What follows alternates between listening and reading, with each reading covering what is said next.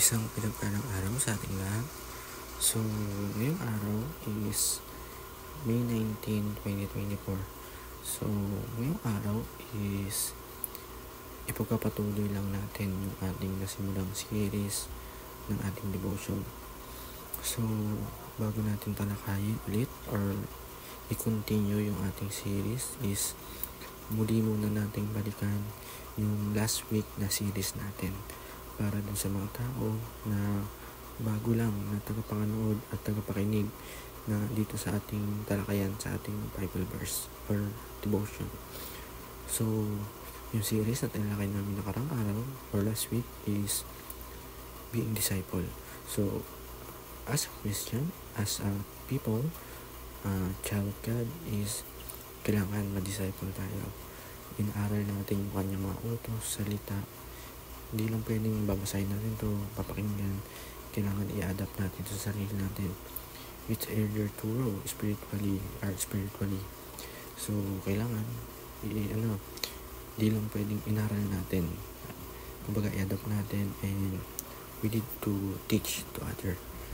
So, kailangan ipalaganap natin yung Bible verse or yung mga nabasa Bible verse, yung mga salita ng Diyos. So, ang series na tatalakay natin yung araw ay Word of Love. So, sino bang tao na talagang hindi paglalaban kung talagang mahal niya?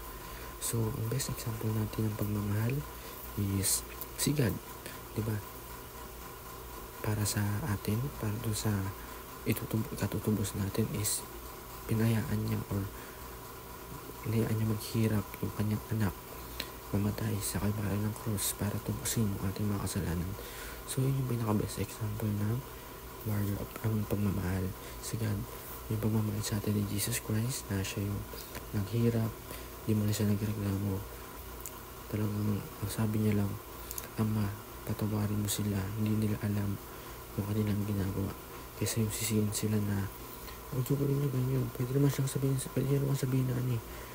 na sa kanyang ama at kay God na huwag na ako, hindi ako mamatay. Sila na lang, diba? Hindi niya ginawa.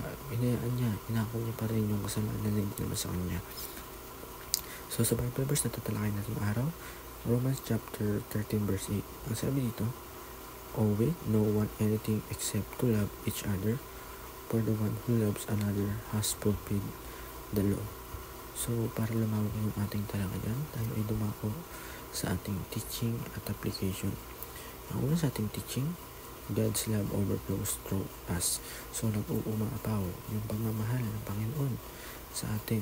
Grabe, kahit na napakasalan natin, kahit paulit-ulit natin ginagawa, kahit yung miski alam na natin mali, ginagawa pa rin natin, pero grabe pa rin yung pagmamahal na binibigay sa atin ng Panginoon. Kasi ganun tayong kamahal ng Panginoon.